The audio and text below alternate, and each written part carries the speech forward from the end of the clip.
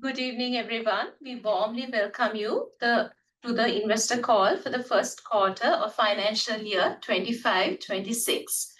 So on the call today, we have Ashish Chandra, our Group CEO, Sabrina Yusuf Ali, Managing Director, Hemas Consumer Brands, Dinesh Athapattu, Managing Director, Morrison, Lakit Piris, Managing Director, Hospitals, Maheshwar Ranasoma, Managing Director, Hemas Pharmaceuticals, Moiz Rehmanji, Group CFO, Rizni Faisal, Chief Strategy and Growth Officer, and Ishani Ranasinghe, Head of Group Sustainability and Corporate Communications.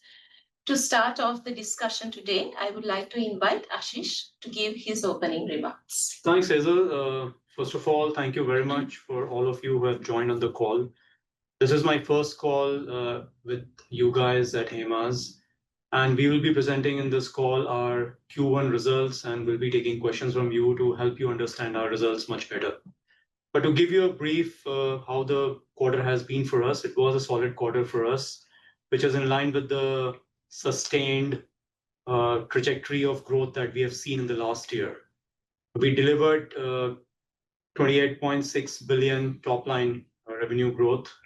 We delivered 2.1 billion rupees operating profits, and we delivered 1.2 billion net profit, which is 26% growth year on year for this quarter. Our growth is mainly driven by the top line growing very well for us, improvement in the gross margins, and reduced financial cost. If I look at each sector, we have performed well in most of the sectors. Our biggest growth came in the healthcare, which is driven by the top line revenues in the pharmaceutical distribution, manufacturing, hospitals, our consumer brands. We continue to grow our margins despite all the pricing challenges that we face in this particular year. In the learning segments, we keep our leadership intact. We continue growing on that aspect. On the mobility sector of ours is driven mainly by the growth in the cargo areas, which is doing well both in maritime and airline. And we continue to keep investing in the sustainability aspect, and we have now expanded it from purely plastic waste management to now also renewable energy being brought into in a big way in this. We look at the economic condition in Sri Lanka to be stabilizing now, with the Q1 showing a good growth quarter on quarter in terms of economy. We are pretty cognizant of the challenges that a country faces today, or probably will face with the new tariff implementation happening and the fluctuation in the commodity prices. But we'll keep a close watch on it and see how we continue to perform under these environment, which will see how it grows over a period of time. As we grow into this or go into this year, we continue to keep investing in our pharmaceutical manufacturing, expanding our hospital capacities, and trying to localize all our productions. We will also continue to keep looking at opportunities outside Sri Lanka if there are anything which comes up our way. So that's the broad overview of the performance of the Q1 for us. And we will now, over the next 45 to 50 minutes, would like to explain to you the performance, how it's been. Thank you, Ashish. Moving on to the macroeconomic performance, Moiz, can you please provide us an update on the macroeconomic situation of the country? Sure, thanks, Hazel. Well, on the macro side, if you take the key variables, interest rate, exchange rate, inflation/deflation, we've held pretty much stable as we have in the past few quarters. So no big significant fluctuation in those areas that have a big impact on business. On the positive side, GDP growth, you can see that it's turning a positive turn from the negative growths that have been there in the past. And of course, the biggest swinger right now is the share market performance, which, as we all know, has increased tremendously year to date and also in the last 12 months altogether.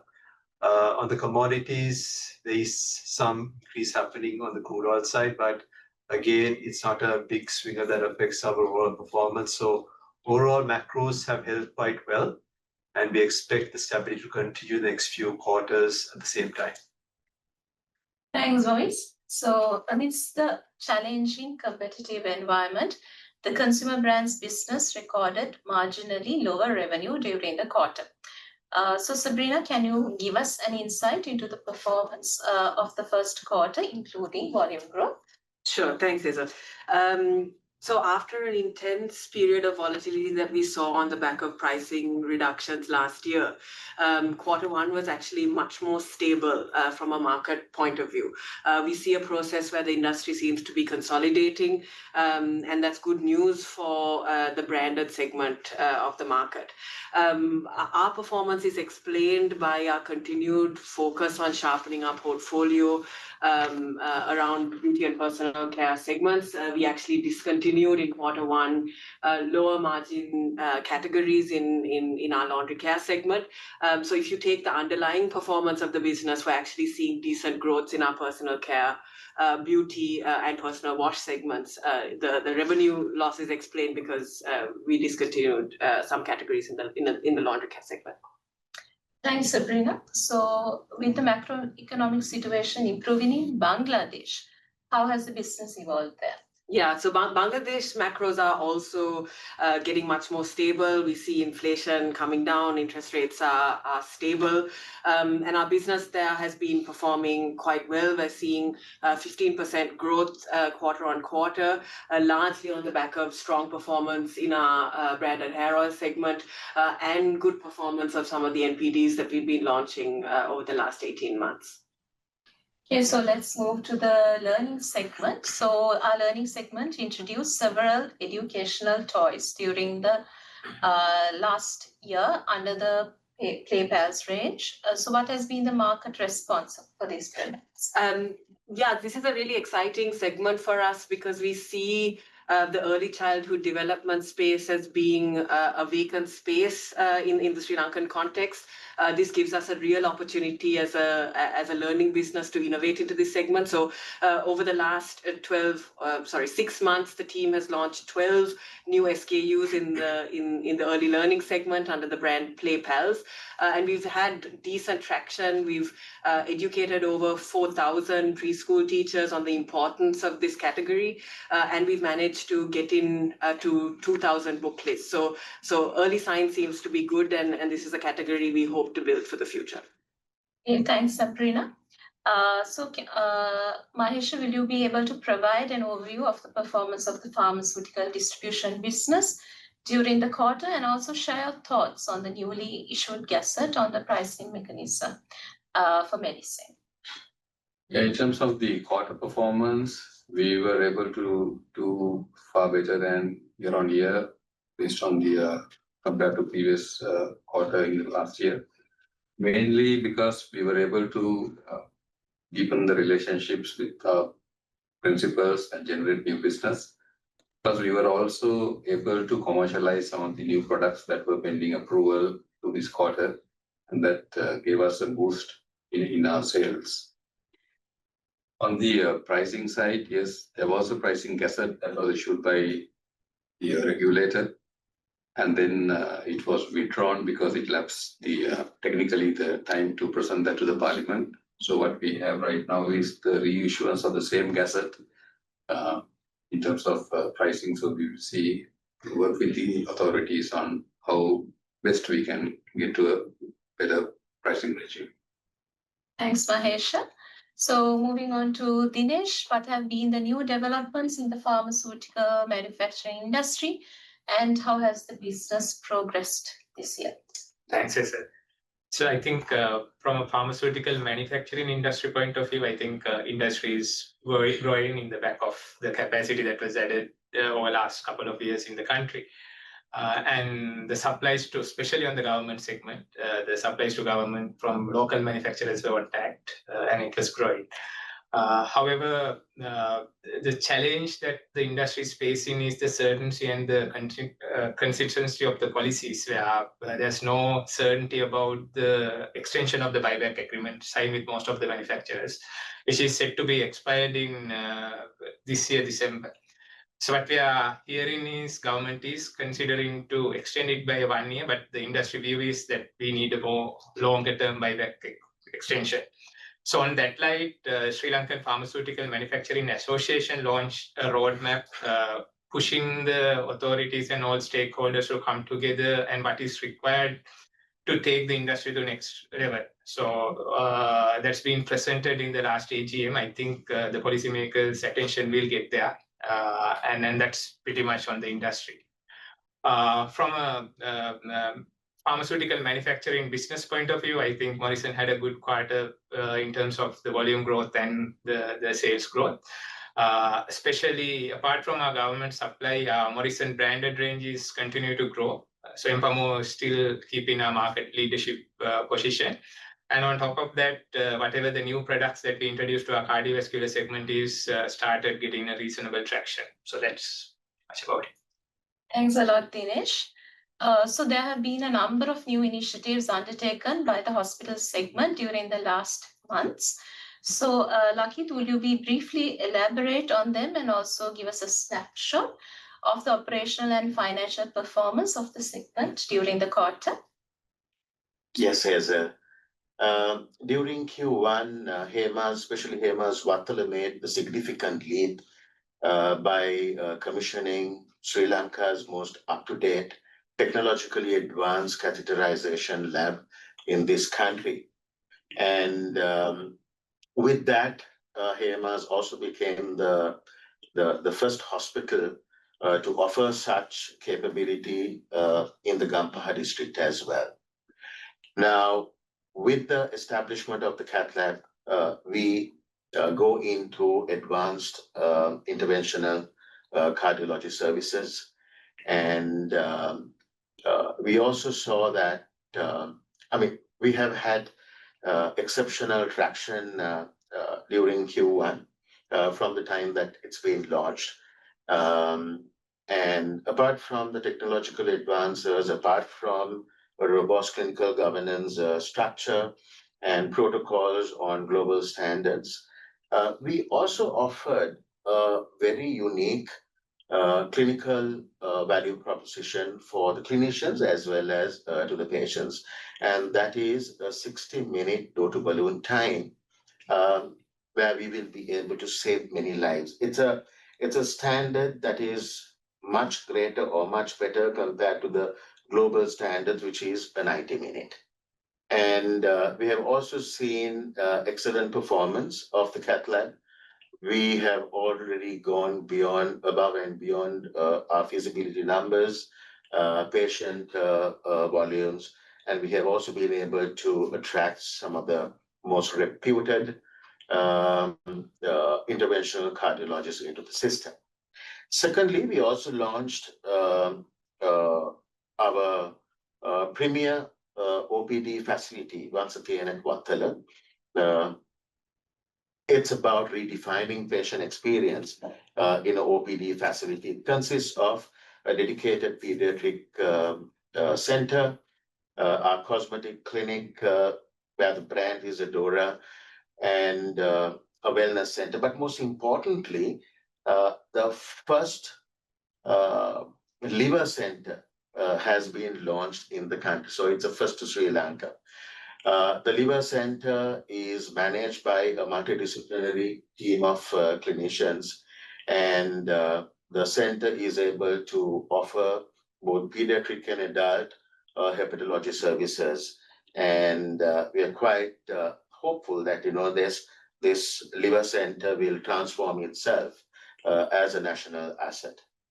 And going back to your other question about performance, continuing from an excellent results during previous year, we also continued the positive momentum to the Q1 of this year, and where we were able to outperform all the financial KPIs.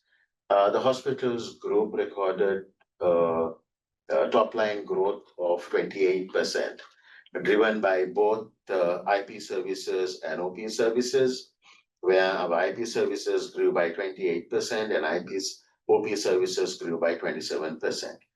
Another highlight during Q1 is that we were able to record the all-time high surgical volumes during the quarter. And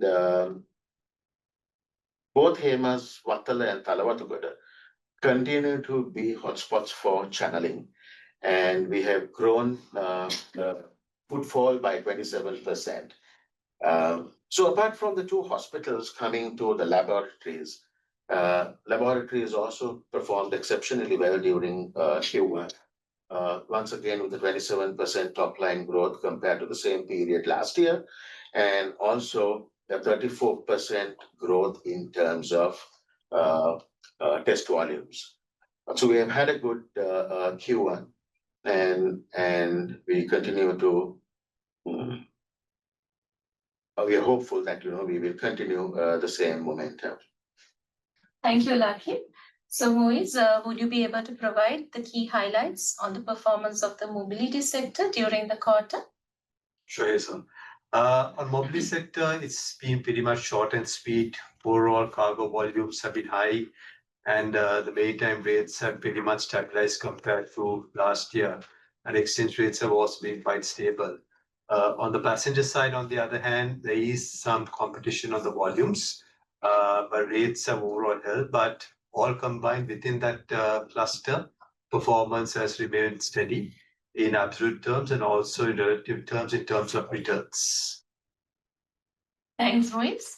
So moving on to Rizni, would you be able to provide us an update in terms of the key operational milestones we have achieved in the newly established SLIT Hemas Allied Health Sciences Institute? Thanks, Hazel. So in terms of the joint venture itself, it was completed in April. It's a 50-50 joint venture between us and SLIT, focusing on allied health sciences. It's been relatively small, but we've had decent success. We've already reached break-even in fourth month itself. And in terms of number of students, we've hit 400 students in the first couple of batches itself. We're focusing currently on nursing, psychology, as well as biomedical sciences. Yes, it's our foray into tertiary education, which we feel is a segment that Hemas will move forward. Thanks a lot, Rizni. So Moiz, considering the performance of the sectors which we have discussed, will you be able to provide an overview of the company's quarterly performance? Sure. Well, starting off with overall, the P&L performance has been very good. Beginning with the revenue top line itself, where the growth has been there, which trickles all the way down to the bottom line, not just in absolute terms, but also in margins. You'll see that there's an improvement in GP margin, which goes all the way down to the PBT margin as well as the earnings margin. So the benefits of the operational main core deliveries on revenue as well as manage the whole execution efficiency has also been further enhanced with other improvements that have come in terms of effective finance costs, effective income tax rates. On the finance cost side, yes, there's a benefit on the macro side itself compared to what the average interest rate was in the same quarter previous year. But that apart, you'll see that also from our balance sheet, which is also reflected in the cash flow statement, there's an overall working capital improvement that has happened in quarter one. And that reflects well in our balance sheet where you see the overall net gearing coming down. So the focus that we put on improving the balance sheet over the last 2 years, that momentum has continued. You see the benefit of that further flowing into quarter one of this financial year as well. On the income tax side, it's pretty much a combination of the portfolio within which the profits are being generated. So as you heard in some of the previous sections of segments of today's meeting, the profitability improvement coming from business units such as Morrison and a few others where the effective income tax rates are more competitive, given either past tax losses or income tax concession rates.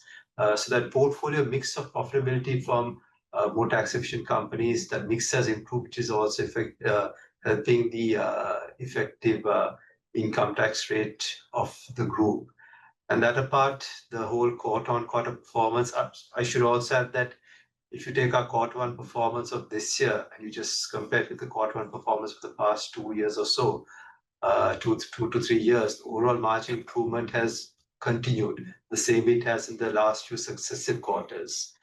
And that apart, all the performance of the business is ultimately reflected in the improvement of the share price, which you all have seen has seen 80+% growth in this financial year, as opposed to the overall market, which is roughly around 50%. So that has been the overall financial performance, right, of the group in the quarter that we just concluded. Thanks a lot, Moez. So, Ishani, how have the Hemas initiatives related to the environmental and social aspects progressed during the quarter, and what are the milestones that are planned to be achieved during the coming quarters? Thanks, Hazel. So our environmental agenda 2030 remains our core sustainability pillar, and it's our long-term commitment to our sustainable operations. So during the quarter, we made significant progress in our FY26 milestones. So we focused on collecting back our plastic, our energy. Then one of the key areas we're working on is a reduction of our water intensity. And we are well on our way to achieve the FY26 milestones for this. From a social side, we have impacted over 25,700 families through our social projects. And this is along with the key 3 focus areas we have, that is to create equal learning opportunities, supporting health and well-being, and empowering vulnerable communities. So in these 3 pillars, I would like to kind of pull out one project we did this quarter, and that is the certificate course in diabetes care, which is done by the Morrison team. So here, the project addresses an issue that is a core issue in our communities, that is the limited access communities have for specialized diabetes care. So to address this critical gap, what Morrison did was they collaborated with the College of Endocrinologists to launch this certificate course in diabetes, and this was for the general practitioners. So to date, during the quarter, we trained 120 doctors, and in the upcoming quarter, there's 70 more signed up for it as well. So this is a national scale initiative that Morrison is doing, and this is to make healthcare more accessible. Then overall, if you look at the next upcoming quarters, we are going to keep our focus on sustainability related risk and opportunities. And here we are going to kind of address what is material to us and also understand the financial impacts it has on our business as well. Thanks. Thanks a lot, Ishani. So let's move to the Q&A that has been, it's available in our chat box. Okay, Sabrina, let's start off the first question with you. What are the strategies taken by HHL to counter new consumer sentiment and competition?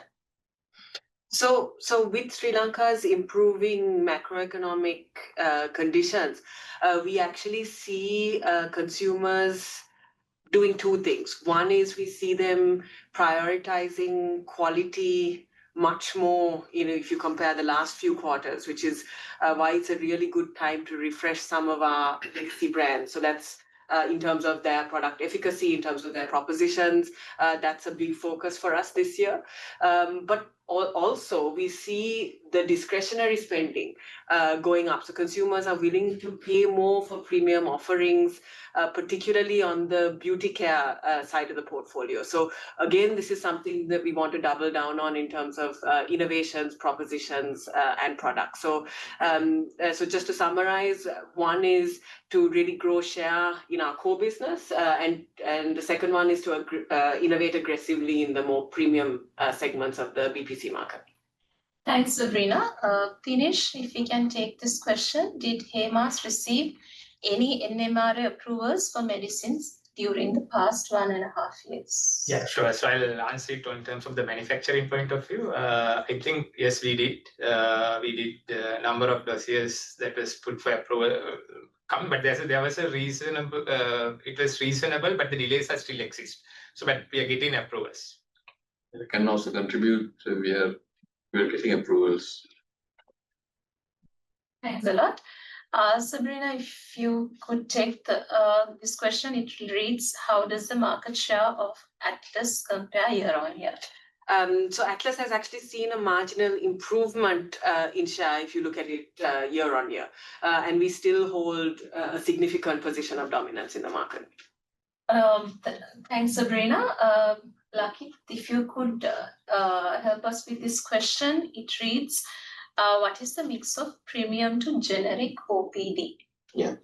So it's a little too early to answer this question because it's been only 3 months since we have opened the Premier Center, but the early traction is really good. We get we actually get a new profile of customers walking into the Premier Center, and it will also benefit in terms of elevating the consumer profile of Hemas Vattala. So it's a little too early to understand what is the additional yield that it will provide. And so over a period of time, when we gain traction, we will really know what that mix is. Thanks, Lucky. Sabrina, another question to you. What was the volume growth of the consumer segment during the quarter? Yeah, so we have seen, as I said, we've seen volume growth led by our personal care segment on the back of categories like sanitary napkins, body care, and face care doing really well, actually double-digit growth, and also volume growth in our personal wash segment. The declines that we saw really came from the laundry segment on the back of us exiting categories like laundry soap and mid-tier powders. Thanks, Sabrina. Mohit, there's a question on healthcare. To get a better understanding of the healthcare segment, can we get some insights as to which are higher margin businesses? Sure. So if you talk of the healthcare segment, there are broadly 3 main business units. You have the pharma manufacturing, within which the key shift has been the increased move towards a branded manufactured pharma, which drives much more significant margins compared to the other businesses within pharma manufacturing. Then within hospitals, you have all the more value-added services and treatments which the hospital space is getting into, which Lucky spoke on, elaborated on quite a bit earlier on. And then on the pharma distributor side, which is the largest piece, it's been a continuous drive of productivity improvements, which we got on to over the last few quarters itself, and that momentum continues. So these are the 3 salient margin improvements within these 3 distinct business units within the healthcare cluster that altogether contributed towards overall margin improvements. Thanks a lot, Mohit. Sabrina, another question to you. Did Atlas benefit from the government stationery allowance? Yeah, so how it works is the stationery allowance has to get redeemed. And so I think this one we will know closer to the season to what extent it's being utilized. And a follow-up question also, were there any price adjustments made during the quarter for consumer products? So there were no price adjustments made in the specific quarter, but if you look at Q1 last year versus Q1 this year, there has been a price reduction made both in our personal wash business and in our laundry business since then. Dinesh, a question to you. What was the capacity utilization of the plant? So it meant for Morrison. Yeah, so I mean, I think I've been explaining this a couple of times in investor calls as well. Capacity utilization is decent in Homagama plant, is kind of improving from quarter to quarter. But having said that, their key focus is bringing the right mix of products into the plant, which is what happened is with our shift to moving into the branded generic segment. What matters is we use the capacity for the right product mix. So that's our focus is. Thanks, Dinesh. Also, there's a question in terms of how many new molecules are in the pipeline to cater to the market in the coming quarter. Yeah, there are a few in the registration and few in our stability chambers that are due to be submitted for registration. Let's see if you can take this question. What are the expansion plans in the consumer healthcare businesses? I think we're going back to LRP here. There's $100 billion that we mentioned. So in terms of existing businesses itself, 3 businesses, we've said Morrison. In terms of personal care and hospitals, we're seeing organic developments coming through. As a group, we are continuing to look at inorganic measures as well. At this point of time, there's nothing that we could disclose. Thanks, Rizvi. Lucky, there's a question in terms of, I saw Hemas branded hospital in Velavatta. Can you explain the business model and any further expansion plans? Yeah. So hospitals have got into the primary care segment of healthcare. It's mostly done to make sure that healthcare costs are lowered for the people of Sri Lanka. And right now we are piloting three different models. One is the one that you saw in Vellavata, where primary care is the first line of treatment in healthcare. So we have a pharmacy, we have our labs, we have uh, some of the very good doctors coming in, so the channeling can be done. So all those basic services are there. Yes, we are expanding. We have one at Aturugiriya, another one in Gampaha. We want to align ourselves in primary care to the government's vision of putting up 200 primary care centers in the country. And we also believe that, primary care is something that is needed in this country, which is a really underdeveloped area. So we will be expanding. And what you saw is one pilot that we have started. Thanks, Lankit. Dinesh, there is a question. Will the commencement of the state-run Synergy Pharma be a material threat in the pharma segment? Yeah, well, so I think this is a facility still under construction and in the qualification stage, so it will take some time to come. It's not a state segment, it's a SPMC joint venture that is actually a private entity who's going to supply for SPMC. So in my view, it's in terms of commercial operation, it's some time away. And if at all, if it comes, I think that predominantly they are focusing on the government supplies, whereas Morrison we shifted and our core focus is now building brands in private market and targeting export. So I don't think there is reasonable impact, but on the other way, we are happy that more manufacturing capacity coming into the country. That means as a country, our manufacturing capabilities and the scale will improve. There are two other questions also for you, Dinesh. One is, did you see an improvement in the contribution of local pharmaceutical manufacturers to the private sector? Yes, there's improvement over last 3 quarters, I would say. More and more companies have started coming into the private segment. I think Morrison is leading the way by launching some of the new molecules. And also there's another question. How many molecules are currently being manufactured in the Homagama plant? We have 22 plus. Lucky, there's a question for you regarding liver care patients and what more investment will be needed for a comprehensive liver care center. Yeah, so the current problem in this country is that liver transplant is an area that is of importance, but there is very high mortality when we do liver transplant. So what we have done is at the dedicated liver center, we focus a lot on the diagnosis, and the next phase is going to be liver transplants and so on. But more than a profit, it is something that is needed. It is a gap that Sri Lanka is right now. Most of the liver patients have to go overseas. So more than a profit objective, I'm sure the profit is going to be a byproduct of this particular initiative. But our intentions are very clear: is to make sure that to fill a current gap in the healthcare system. Also, Mahesha, there's a question on if you can give your thoughts in terms of the competition that's really there in the healthcare segment.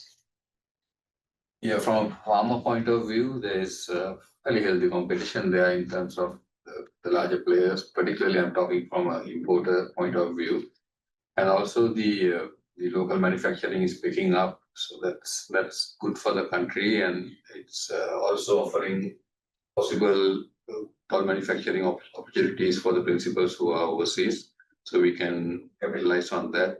So overall, it's fairly a decent market that's growing.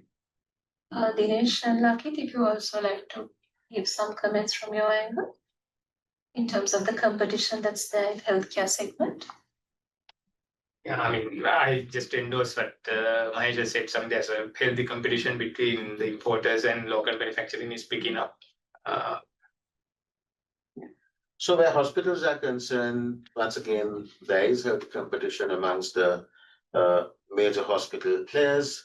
And we also see that through the association and through collaboration, we also have the opportunity of helping out smaller scale hospitals. And so it's a good market to be in. Thanks, Lakit. So we have answered all the questions that are available in the chat box at the moment. So if there are any further queries, we'd like to help you. You can always drop an email to ir@hemas.com. So I'd like to invite Ashish to give final remarks. So thank you very much, everybody, for answering the questions. I think all the investors would have got their answers and would have understand how the performance has been and what are the underlying cause of these performances. As we have shared in the last time also, that our future growth is guided by our long-range plan that we have set for ourselves, with a lot of appetite for new investments, both in the local as well as international markets. We are exploring opportunity, and we shall come back to you as soon as we finalize any one of them. But we are very positive about the coming 3 quarters, looking at the macroeconomic conditions in the country, and we plan to continue and sustain the growth momentum that we have seen in the last year and this year too. Thank you very much for all your support. Thank you very much for joining this call.